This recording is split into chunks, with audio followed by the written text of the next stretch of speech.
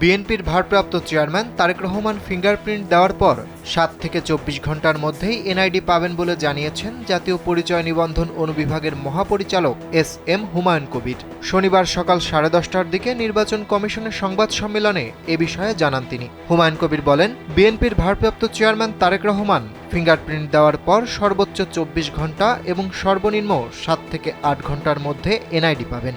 তিনি আরও বলেন, নির্বাচন কমিশন তাদের প্রস্তুতি সম্পন্ন করেছে। যে রুমে বসে তারেক রহমান বায়োমেট্রিক দেবেন সেটাও প্রস্তুত করেছে ইসি।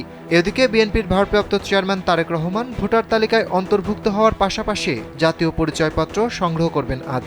সোনামণিকে নিয়ে আমি থাকি চিন্তামুক্ত, কারণ আমি ব্যবহার করি এসএমসির স্মাইল বেবি ডায়পার।